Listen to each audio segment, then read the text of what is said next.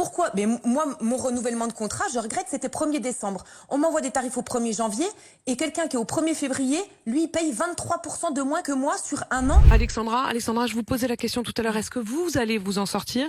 Est-ce que vous avez réussi à comprendre quelles étaient les aides auxquelles vous alliez pouvoir prétendre? Je précise d'ailleurs, Alexandra, que vous-même, vous avez fait appel non pas à la médiatrice de l'énergie, mais au médiateur d'EDF, hein, c'est bien ça? Oui, parce que moi, je suis EDF. Donc, pour reprendre à votre question, donc les aides aujourd'hui, la première aide, c'est l'amortisseur énergie qui a été promise par le gouvernement. Cet amortisseur énergie, il doit intervenir sur les factures à partir de janvier. Je reprends la réponse de Madame Ferriot qui dit c'est en train d'être mis en place. Mais moi, ma facture du mois de janvier, elle tombe le 15 janvier. Donc, je crois comprendre qu'au 15 janvier, déjà, ça sera pas prêt. Donc déjà, on nous a menti. Donc je verrai le 15 janvier si j'ai cet amortisseur sur ma facture. J'en doute sérieusement. Quant au guichet et le guichet dont elle a parlé, franchement, j'invite tout à chacun d'essayer d'aller voir pour remplir ce document. Moi, j'ai un BTS en gestion à la base. Eh ben, c'est déjà très compliqué pour moi. Donc, imaginez quelqu'un qui n'a jamais fait de gestion, il va devoir gérer ça tout seul devant son petit ordinateur, et ça va être incroyable, et la plupart des gens ne vont pas le faire. Je voudrais juste rebondir par rapport aux fournisseurs d'énergie. Oui. Moi, j'ai un exemple qui va vous parler, qui va être très concret. Je suis chez EDF, j'ai un contrat d'énergie renouvelable. EDF m'a envoyé mes tarifs applicables au 1er janvier. J'ai un collègue qui a exactement le même contrat que moi, qui a eu ses tarifs, lui, au 1er février. Comment on peut m'expliquer qu'au sein d'EDF, sur un même contrat, et c'est pas les mêmes sous. Combien? C'est de 23%. Non, mais alors pourquoi? Mais moi, mon renouvellement de contrat, je regrette, c'était 1er décembre. On m'envoie des tarifs au 1er janvier et quelqu'un qui est au 1er février, lui, il paye 23% de moins que moi sur un an.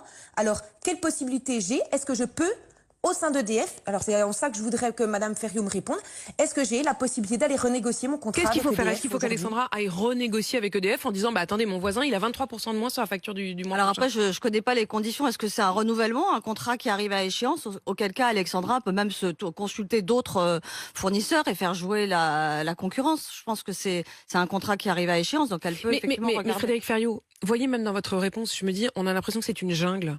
Que c'est une jungle et que c'est à chacun de... Là, vous dites, bon, bah, faut peut-être faire jouer la concurrence. Ça demande une énergie, ça demande une disponibilité mentale et ça demande une connaissance du marché.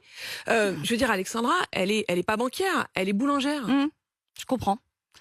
C'est un marché qui est concurrentiel. Elle peut appeler le médiateur national de l'énergie. Nous, on a un service d'information avec un numéro vert, le 0800 112 212, un site internet, et on est là aussi pour informer, expliquer, orienter, faire de la pédagogie aussi bien auprès des particuliers que des professionnels. J'entends votre réponse, mais j'en vois les limites, Frédéric Ferriot, pardon, mais j'en vois les limites. Je sais bien. Après, voilà, nous, comment dire, le marché est ouvert, c'est un fait. Mais est-ce que vous n'avez pas le regret entre nous? Est-ce que vous vous dites pas, bon, bah, en tout cas, si on avait su que cette crise arrivait, cette libéralisation totale du marché de l'énergie, est-ce que c'était pas une erreur? Il y a d'autres étapes, hein, d'ailleurs, qui viennent, parce que la prochaine étape, ce sera la fin des tarifs réglementés du gaz. Oui.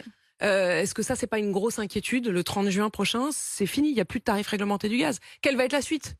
Alors, le marché va être complètement ouvert. Alors ça vient aussi les tarifs réglementés de vente de gaz ont été jugés contraires au droit européen. Donc c'est la loi qui veut ça. La suite, c'est que le marché du gaz va être complètement libéralisé. Alors mais est-ce qu'il n'est pas encore temps de faire machine arrière et de dire attention, là, alors on va droit dans le mur? Ça appartient pas au médiateur national de l'énergie. C'est une décision politique. Il faut changer la loi. Je poserai la question aux politiques, mais je la garde dans un coin de ma tête. Je peux vous dire, Frédéric Ferriot.